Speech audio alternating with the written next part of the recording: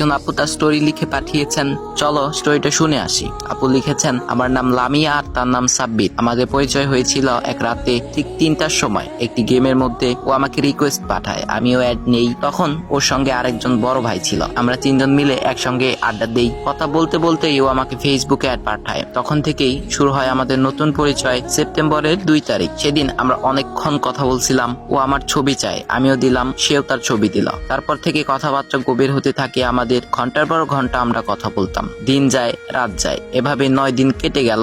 হঠাৎ করে একদিন সাব্বির আমাকে প্রশ্ন করলো, তুমি কি আমাকে ভালোবাসো? আমি একটু লজ্জা পেয়ে উত্তর দিলাম, হ্যাঁ বাসি। ঠিক তখনই ও আমাকে একটা পরীক্ষা দিল। বলল, 7 দিন কথা বলবো না। যদি অন্য কোনো ছেলের সাথে তুমি এই 7 দিনের মধ্যে কথা বলো তাহলে তুমি ফেল। কিন্তু আমি সত্যি ওকে ভালোবাসতাম, তাই কোনো ছেলের সাথে কথা বলিনি। 7 দিন পর আমরা আবার আগের মতো কথা বলা শুরু করলাম। এরপরে আমি আমার বান্ধবীকে নিয়ে একটা গ্রুপ খুলি। সেখানে মেসেজ দিতেই ও আবার ঠিক হয়ে যায়। সেই থেকে আমাদের সম্পর্ক একটা নতুন অধ্যায় ঢোকে। অনেকদিন ভালোই চলছিলাম আমরা। একদিন একটা ভুল করে ফেললাম, আর সেই ভুলের কারণে সাব্বির আমাকে ব্লক করে দিল। আমি ভীষণ কষ্ট পেলাম, এতটাই কষ্ট পেলাম যে হাত কেটে ফেললাম এবং হাসপাতাল পর্যন্ত যেতে হলো।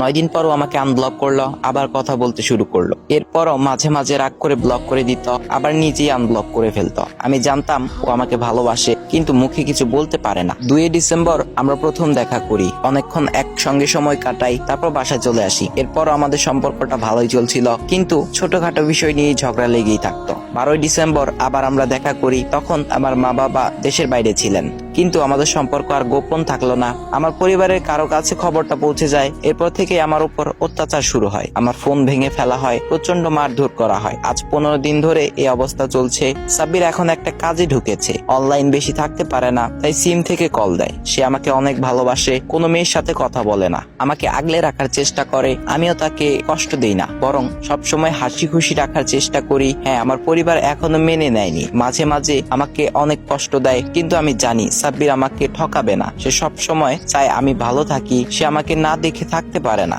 একদিন না দেখলেই রাগ করে। সবসময় ভিডিও কল দিতে বলে। আলহামদুলিল্লাহ, আমি আমার মনের মতো একজন মানুষ পেয়েছি, যাকে চোখ বন্ধ করে বিশ্বাস করা যায়।